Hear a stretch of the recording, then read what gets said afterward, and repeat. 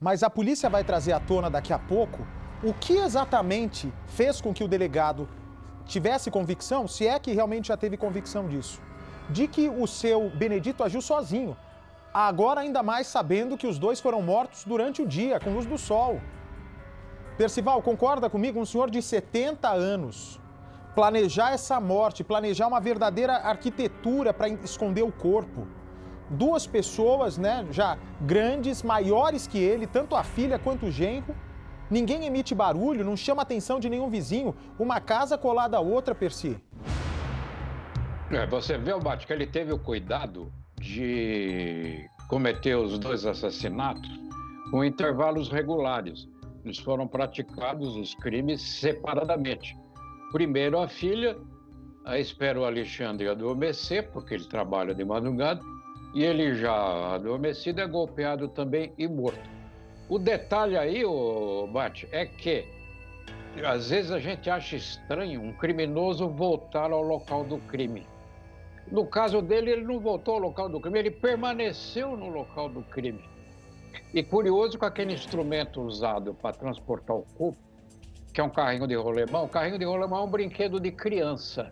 São aqueles rolamentos. Olha lá, o carrinho de rolemã. Tem os rolamentos na parte de trás, um na parte da frente, que serve como uma espécie de direção. Criança adora o carrinho de rolemã. Eu já brinquei muito quando menino com esses carrinhos de rolemã. Então ele viu tudo. Agora, o comportamento também dele impressiona. Ele é absolutamente insensível, não demonstra nenhuma reação, não demonstra nenhum sentimento, não demonstra nenhum remorso. Ele é absolutamente insensível. Ele parece uma máquina, Bate, um autômato, parece um robô.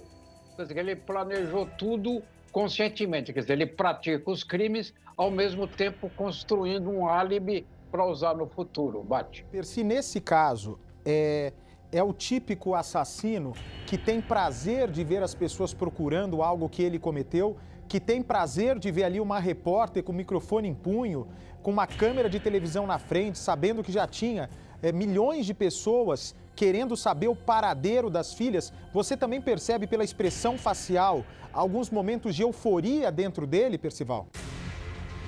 Você vê que as contrações faciais, os movimentos corpóreos são significativos, principalmente quando você faz perguntas. É o caso da Luísa Zanquetta nessa entrevista com ele. Ela está fazendo as perguntas e ele responde essas perguntas reagindo facilmente. Você vê que aí agora ele olha fixamente nos olhos da Zanquetta. Ele não desvia o olhar, não. Ele olha fixamente. Está muito convicto do que diz. É um ator perfeito. Ele é um ator perfeito. Ele se perdeu nos detalhes que realçam os méritos da polícia, da Delegacia de Investigações Gerais lá em Taubaté. Entre uma coisa que ele fala no depoimento e outra que ele diz em entrevista para a Luísa Zanquetta, há uma diferença. Foi nessa pequena diferença, foi nesse detalhe, a elucidação dos crimes muitas vezes está no detalhe. E esse detalhe permitiu a identificação do assassino, ou seja, o pai mata a filha e o genro. Percival, você é brilhante e vou te contar por quê. Vem para mim, por favor. Você está certo quando você diz que a contradição fez com que a polícia desvendasse esse crime. Realmente, a história, se o seu Benedito tivesse contado a mesma história, vamos supor, Percival saiu de casa para comprar pão e estava de chinelos. E aí, se ele mantivesse essa história, que o Percival saiu de casa para comprar pão de chinelos, se ele mantesse a mesma história o tempo inteiro, seria muito mais difícil ter esclarecido esse crime, porque ele é convincente. Quando a pessoa mente, ela acaba desviando o olhar. Ele não olharia fixamente para os olhos da nossa repórter, não. O mentiroso, ele busca pontos no local para tentar internamente dar a entender que ele está enrolando muito bem uma pessoa. Mas nesse caso, ele olhava fixamente para Luísa Zanquetta. Só que o problema é que, em vez de ele contar o tempo todo que Percival saiu de casa para comprar pão de chinelo, ele acaba, vamos supor, dizendo no meio do caminho que o Percival saiu de casa para comprar bolo de chinelo. Ele começa a se complicar na própria história que estava sendo contada para a nossa repórter. Quando ele foi dar o depoimento para o delegado não tinha percebido, imagino eu, que aquela história era lorota. Porque o delegado não está só ouvindo o que está sendo contado, a polícia está principalmente prestando atenção nos olhos da pessoa, se a pessoa tem um comportamento agitado, um comportamento tranquilo, se a pessoa coloca as mãos no bolso, se a pessoa posiciona as mãos com apreensão. O policial percebe absolutamente tudo isso. Quando você chega em algum país, seja voltando para o Brasil ou indo para algum país do exterior, como é que eles selecionam as pessoas que vão ser inspecionadas? A não ser pelo detector de metais.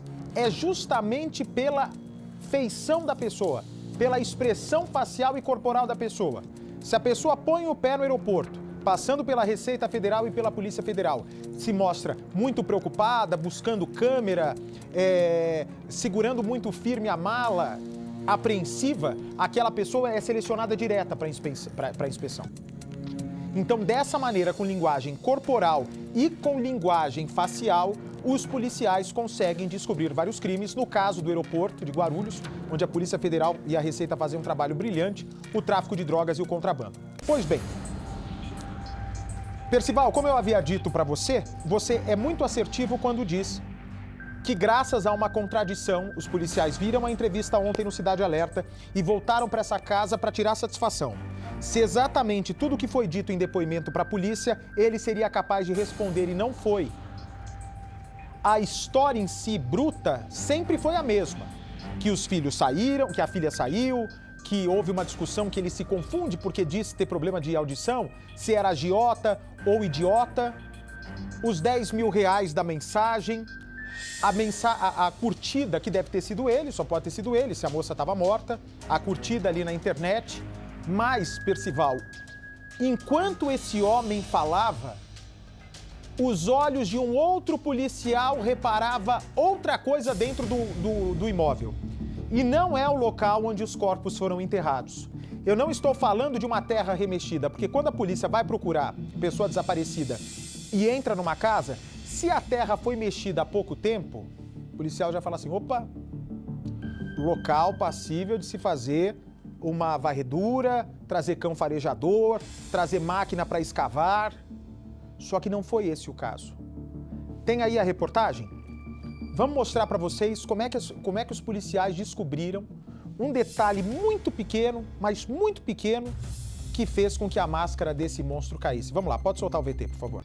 Deixa meu microfone aberto. O casal que saiu de casa com a promessa de que iria voltar logo.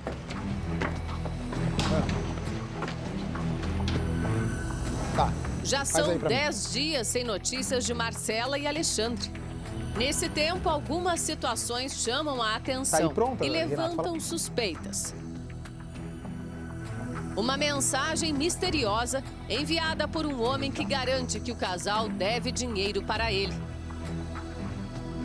Mesmo desaparecida, Marcela estaria curtindo publicações em redes sociais, inclusive da reportagem sobre o sumiço do casal. E ainda, seu Benedito, o pai de Marcela, contou mesmo tudo o que sabe? Eu não sei se entendi idiota ou era agiota, sabe? Porque é o caso do meu ouvido, né? Quem sumiria de forma tão repentina, deixando 2 crianças para trás e os pertences pessoais? Então quer dizer que o sigilo telefônico do seu filho já foi quebrado? Já. Não foi encontrado nada, nem no dele e nem no dela. Informações desencontradas e algumas suspeitas.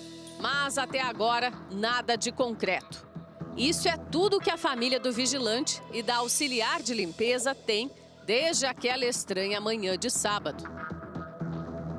Nós estamos voltando na casa onde o casal mora, junto com o seu Benedito, o pai da Marcela. Foi por essa reportagem rua de ontem, que olha. eles saíram naquela manhã de sábado. Menos de 24 horas antes do pai ser preso. É aquela lá no canto que o Adriano Freires está mostrando, que fica em um salão de festas aqui da rua. Porém, o equipamento apenas monitora, ele não armazena as imagens.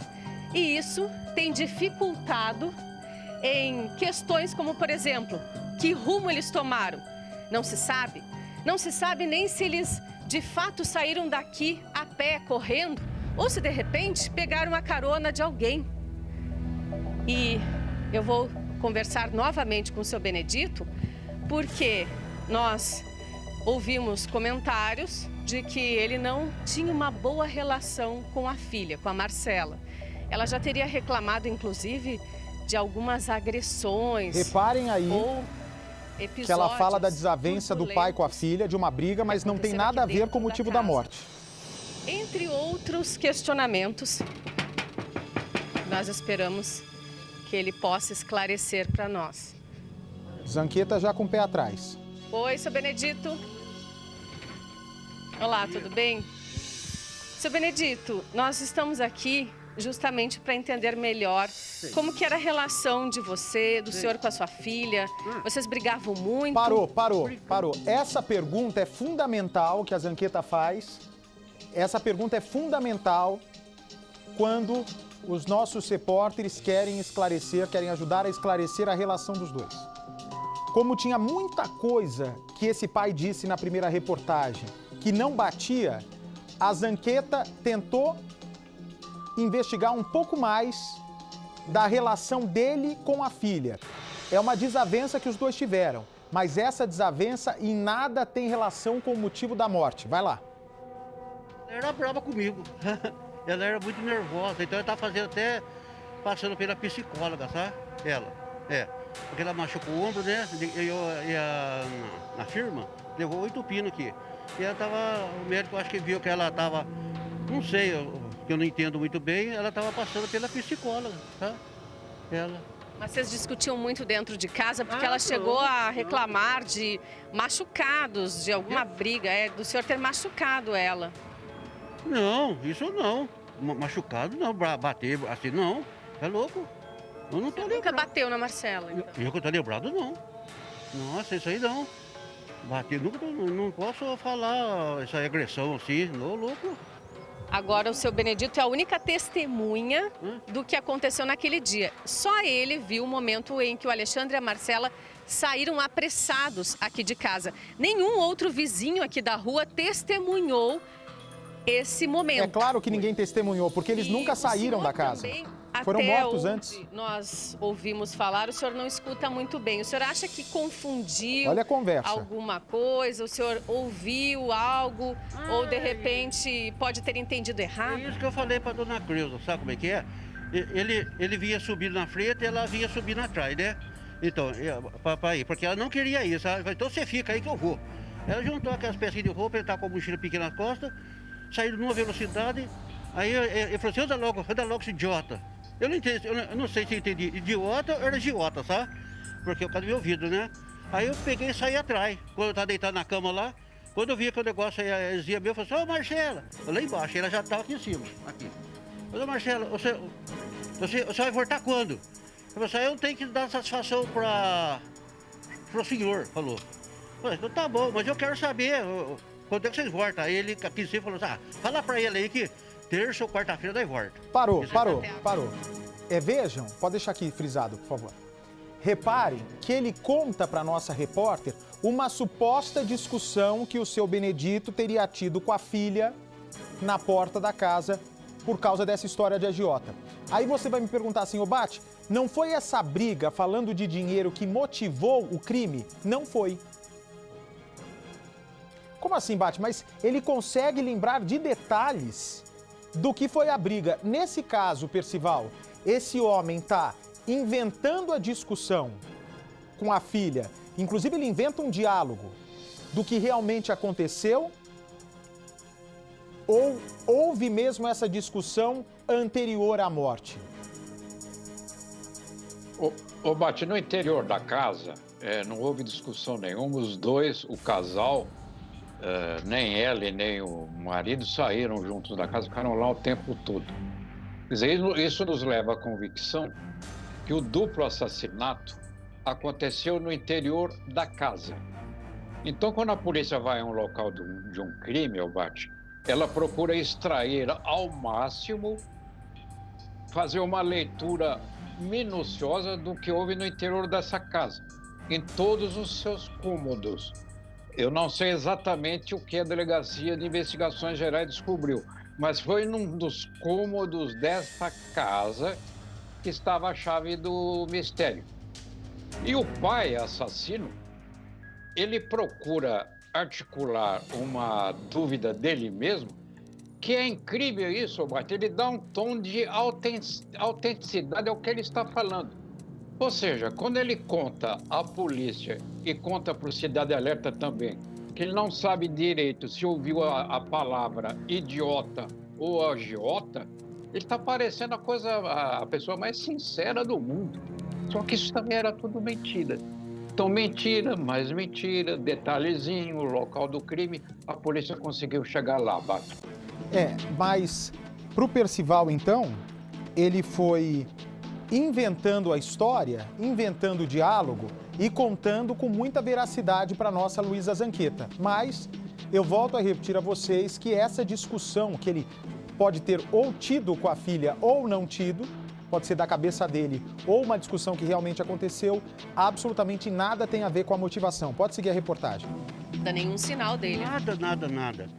O seu Benedito, então, disse que não sabe nada além do que toda a família descobriu até o momento. Apenas que o Alexandre e a Marcela saíram daqui apressadamente, deixando documentos para trás, celular, com a moto também. A moto ficou na garagem, era o único veículo, meio de transporte que eles utilizavam para sair de casa. Até eu falei para a dona Creuza, eu acho que eles não levou os documentos tudo, não. De medo de alguma coisa, eu digo pegar eles sacar dinheiro do banco. Isso que eu falei para a dona Creuza. Olha o que ele inventa. Foi isso. Agora, o mais estranho é que se realmente eles estavam fugindo de algum agiota, por que ninguém bateu aqui nesse portão nos últimos dias ele concorda com a repórter, fazer, olha aí. então, a tal cobrança? É uma outra pergunta que continua sem resposta. Por outro lado, existe a certeza de que havia dinheiro em jogo. E não era quantia pouca, não. Só sei que ele falou para ela assim, ela falou assim, você deu R$1.000 para ele, mas não dá nem para pagar o juro. Olha. Isso o senhor escutou, o senhor tem certeza? Não dá para pagar nem o juro. Ele refaz os diálogos. Aí tudo bem, né? Aí pegou, saíram. E o senhor também escutou eles dizendo, vamos, que eles estão vindo. Vamos, eles estão vindo. Isso eu falei mesmo. Meu Deus. Isso o senhor não tem nenhuma dúvida que possa ter confundido. Não tem, isso aí eu tenho, é pura verdade. Então a possibilidade de ser agiota em vez de idiota é maior, o senhor não concorda? É maior, eu concordo sim, concordo. É que eu falo assim, depois a mãe dele acha que não tem idiota. Parou. Eu acho que tem. Para mim ficou muito evidente a diferença do comportamento dele para a primeira reportagem para essa reportagem. Na primeira, quando ele estava sem máscara, na primeira reportagem que nós confeccionamos desse caso, ele olhava mais para o olho da Zanqueta. Percy, ele está buscando muito olhar para baixo já, nessa segunda reportagem, horas antes dele ser preso. Quer dizer, é um segundo momento, No primeiro momento, aliás, a Zanqueta foi muito perspicaz, muito intuitiva, muito um faro apurado em busca da notícia. E a polícia também fez isso. Quer dizer, além de ouvir essa entrevista do Cidade Alerta, ela primeiro tomou um depoimento informal, conversou, para depois reduzir a termo, ou seja, a autoridade vai ditando o depoimento, reproduzindo ali o que ele está falando para ser registrado no inquérito feito no computador. Aí, nesse segundo momento, ele já está bem diferente. Você percebeu bem, Bate? Quer dizer, ele não está conseguindo sustentar a história inicial. Até porque, além dessa confusão que ele disse que houve, mas jamais aconteceu, entre idiota e agiota, também foi ele, o Bate. Olha um outro detalhe, que informou, inclusive para o Cidade Alerta, que o casal saiu dizendo que votaria já, que votaria logo. Tipo, vamos ali, votamos já. Ele disse isso. Outra mentira. Quer dizer, o tempo todo gira em torno do interior da casa. A discussão que não houve, mas a premeditação, sim. O assassinato acontece dentro da casa, sequencialmente. Primeiro ela, depois ele, depois os corpos sendo enterrados de uma maneira que ficou bem camuflado. Nem terra muito revolta havia no local, Pátio. Muito bem, vamos seguir. Já vai chegar no quarto que o policial descobriu o fim do caso. Vamos lá, pode seguir. Concordo sim, concordo. É que eu falo assim, depois a mãe dele acha que não tem agiota. Mas tem, eu acho que tem agiota no meio. O problema é que a história sustentada pelo aposentado, que divide há anos a mesma casa com a filha, o genro e as 2 netas, não convenceu a família de Alexandre. Se o vigilante estava sofrendo chantagens ou ameaças, por que fugiria sem pedir ajuda à própria mãe? Por enquanto, nenhuma hipótese pode ser descartada. Nenhuma hipótese pode ser descartada, mas também tudo de novidade pode ser investigado para saber, né, o que rumo os 2 tomou e por quê.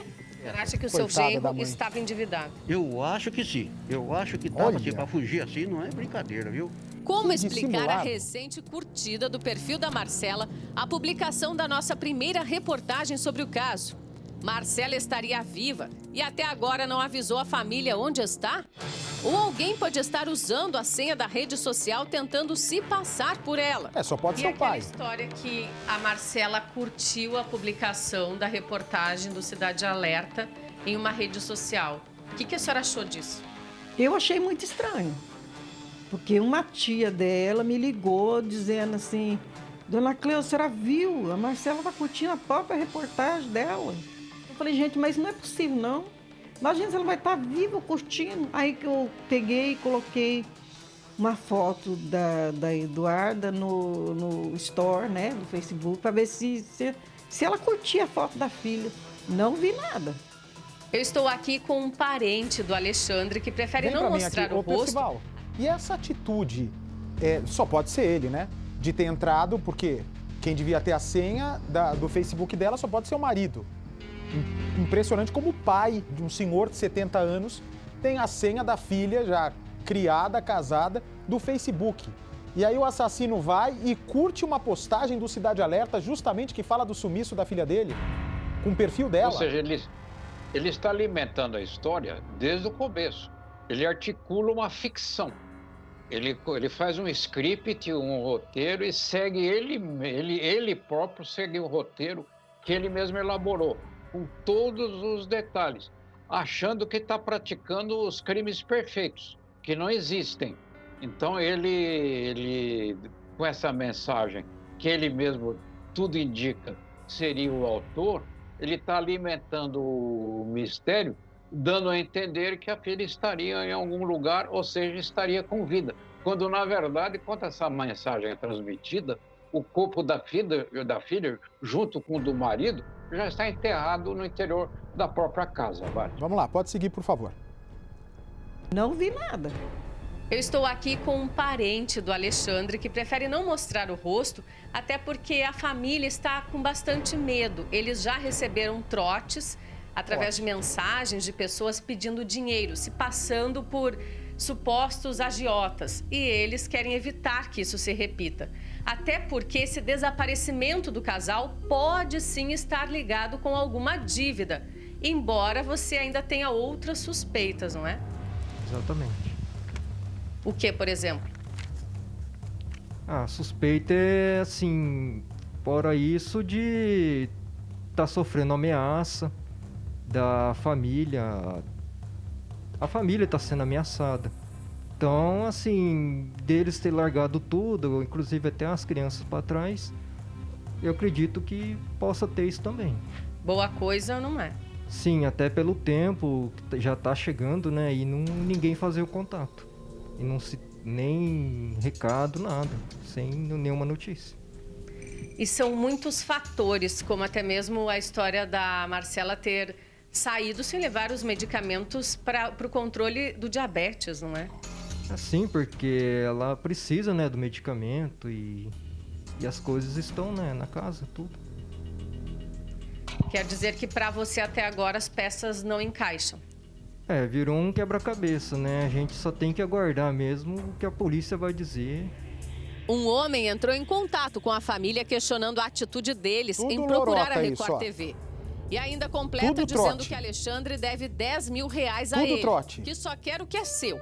E propõe o pagamento da dívida em troca da suposta libertação do vigilante e da esposa. Mas o que poderia ser uma nova pista foi Tudo isso aí pra classificado ajudar o como um assassino. trote pela polícia. O que vocês têm feito exatamente para tentar encontrar alguma pista do Alexandre ou da Marcela? A gente tem divulgado em rede social, a gente tem divulgado para alguns amigos, para a própria polícia, a gente vai atrás, busca todas as formas, mas a gente tenta fazer o máximo que a gente pode fazer. Acho que o resto mesmo é a polícia mesmo que vai dizer. Buscaram câmeras? Buscamos câmeras, as câmeras não estavam funcionando. Inclusive a de frente lá, que seria essencial. Felizmente ela não está registrando nada. E as câmeras da cidade mesmo, que foi passado pra gente, que também não estão em operação. Aí fica um pouco mais difícil para identificar. Alexandre sumiu da empresa que trabalhava sem nem ao menos um aviso prévio de demissão. De acordo com o gestor do segurança... Isso também fez com que a polícia tivesse certeza que não tinha rivalidade com Alexandre, não. Excelente funcionário, sem problemas na empresa. Alexandre não usava arma para desempenhar a função. E outro tipo de discussão, desavença com algum colega de trabalho que o senhor tenha conhecimento? Nenhum problema. Ele era uma pessoa tranquila, um bom profissional, entendeu? Pai de família. É inegável que o passar do tempo compromete até mesmo as chances do casal ser encontrado com vida. Como eles saíram com muita pressa de casa, a única forma de identificação seriam as tatuagens que o Alexandre tem na perna e que a Marcela tem nas costas. O Alexandre tem 2 carpas aqui na perna, assim, ó. Eu não tenho certeza, mas eu acho que é na perna esquerda, 2 carpas. E a Marcela também tem uma tatuagem aqui no dorso, aqui, ó, que é um anjo. A família já tem organizado buscas em regiões de mata aqui de Jacareí, no interior de São Paulo. E hoje, na tarde dessa segunda-feira, eles farão mais uma tentativa... Parou. Pois bem, vocês ouviram aí o que a Zanqueta disse? Que a família organiza buscas na mata para tentar localizar o corpo. Percival, quem é que foi para a mata fingir que está procurando o corpo da Marcela e do Alexandre? O próprio pai, que agora sabemos que é o assassino, participou dessas buscas. Exatamente. Aquilo que você falou desde o início, quer dizer, ele tem um prazer, chega a ser um prazer, diria, erotizado, de participar das buscas. Ele sente uma alegria incrível. Agora, um detalhe para a investigação, Abate. Como os duplos assassinatos aconteceram no interior da casa e foi utilizado para a prática do duplo assassinato um instrumento pérfuro contuso, no caso uma marreta, fica evidente que em algum lugar da casa haviam muitos sinais de sangue, porque um golpe de marreta faz jorrar muito sangue. Então, no interior da casa, em algum lugar, tem sangue. Agora sim, Percival. E olha que nós nem conversamos sobre esse caso, hein? Quando você se depara com um caso de assassinato que não é por envenenamento, algo que provoque sangramento, é evidente que tem que haver sinais de sangue no local. Evidente que tem que haver sinais de sangue. E quando a polícia encontra algum sinal de sangue, se usa o luminol, e, né, se esse sangue for principalmente mais antigo, o luminol se faz necessário e se leva aquela amostra para o laboratório para saber se realmente é sangue, se for sangue, se é humano, se é de animal ou se é uma outra substância. Ontem, aí você já está entrando no ponto que eu queria, a polícia assiste a entrevista do Benedito no Cidade Alerta e imediatamente pensa, opa, Dr. Luiz Antônio, lá da DIC, de Jacareí. Opa, o que esse homem está dizendo aí na televisão não está batendo direito com o depoimento que ele deu aqui como testemunha do caso. Afinal de contas, ele é o dono da casa por onde o casal passou pela última vez. A polícia, então, resolve ir até a casa do seu Benedito. Aliás, seu Benedito, que daqui a pouco vai ser transferido, ó. Estamos com as imagens de lá da delegacia. Pode me dar as imagens da delegacia, por favor. Nosso Vinícius Costas acompanhando, os nossos repórteres cinematográficos. A qualquer momento, a polícia pode transferir o pai, que deu entrevista várias vezes aqui no Cidade Alerta, tentando localizar a filha, e vai ser levado, espero que lá morra, só saia da cadeia quando Deus mandar. Aliás, o diabo chamar, né? Porque isso daí não é de Deus, isso é do diabo. Quando o diabo chamar, ele sai da cadeia.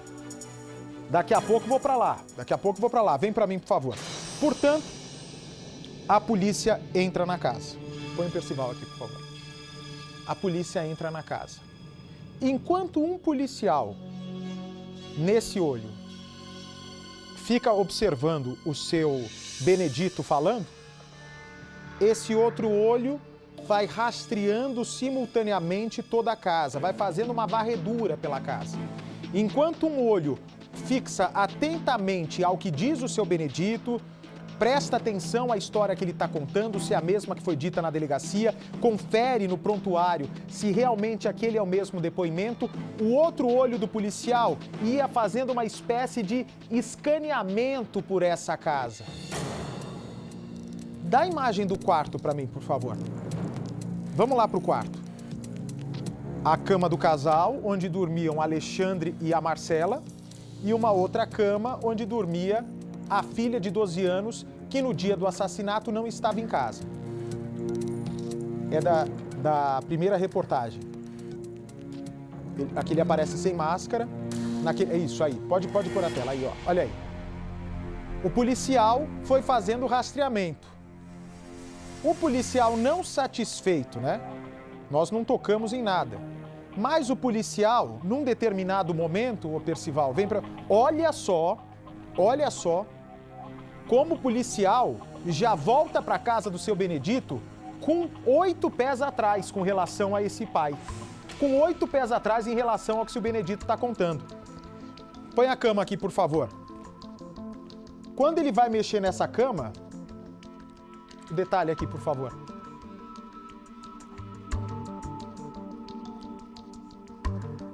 Quando o policial vai mexer na cama aqui, ele tira um lençol.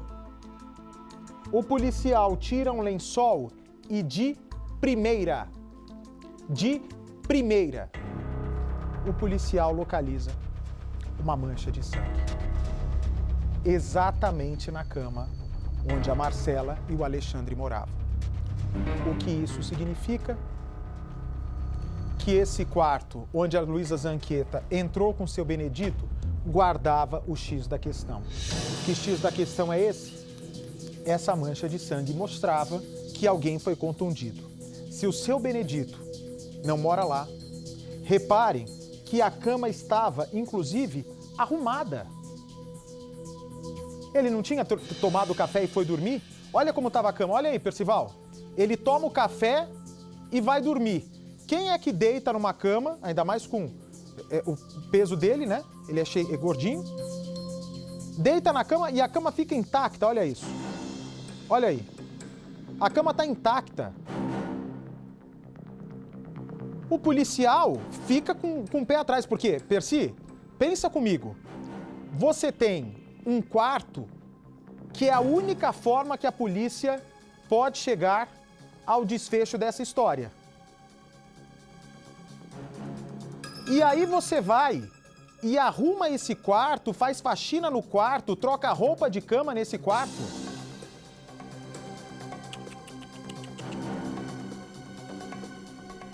É óbvio que não.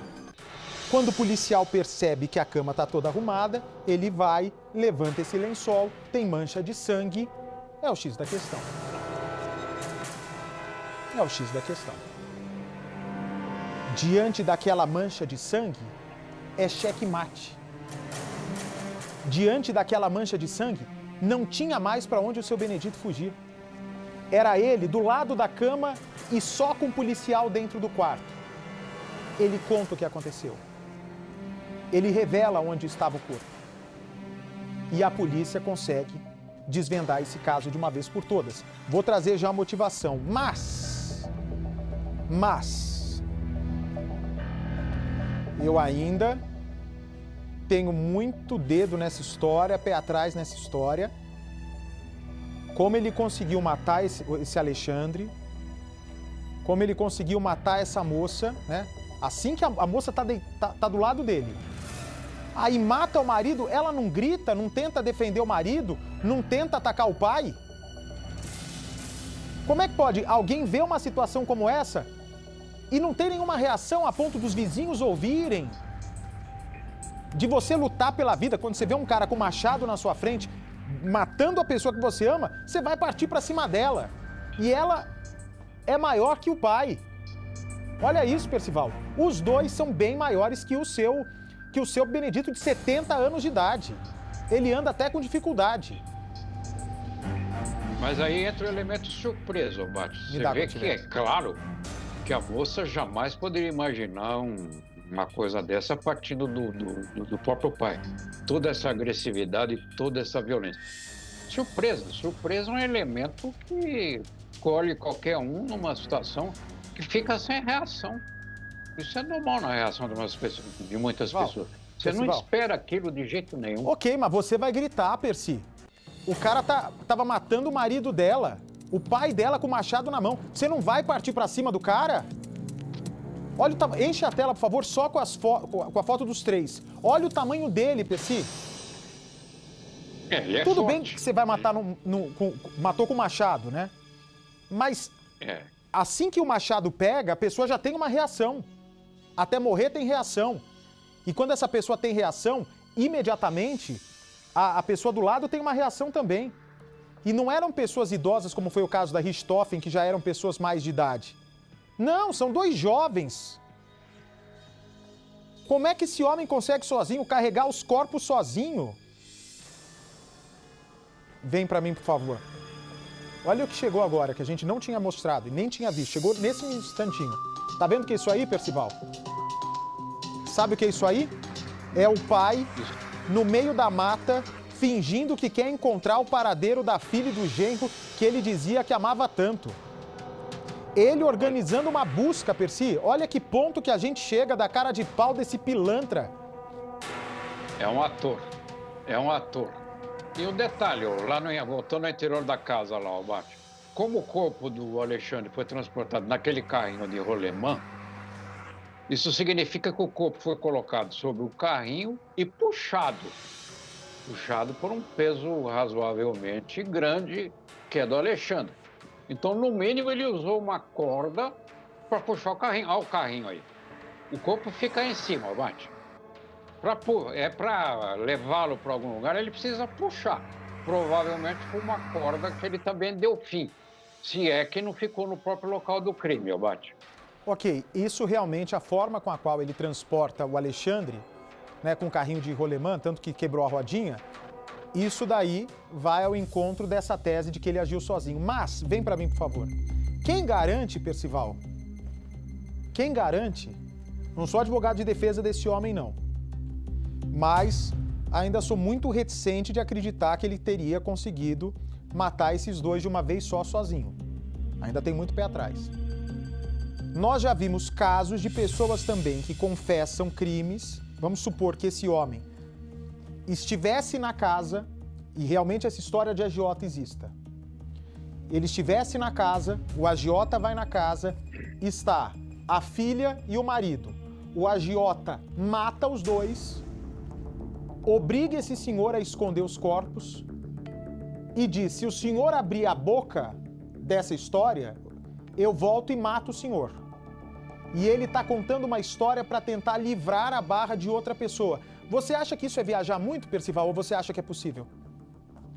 Não, você não está viajando. Aliás, como ele confessa o crime depois de cair em contradições, então terá que ser feita uma reconstrução. Aí não será uma simulação, uma reconstrução, porque ele está confessando a autoria do duplo assassinato. Aí então ele, no local do crime, exatamente no local, ele vai contar à polícia, isso será documentado, fotografado, filmado, como os crimes foram praticados e como os corpos foram transportados.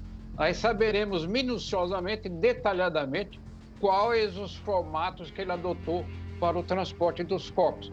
Eu também fico com você, com o pé atrás, Bate, porque se são duas pessoas, e o Alexandre era um homem pesado, e se a motivação do crime for suficientemente forte para ele convencer alguém a ajudá-lo e, por meio dessa ajuda, ter uma recompensa, aí é um detalhe, uma hipótese que a polícia precisa levar em consideração.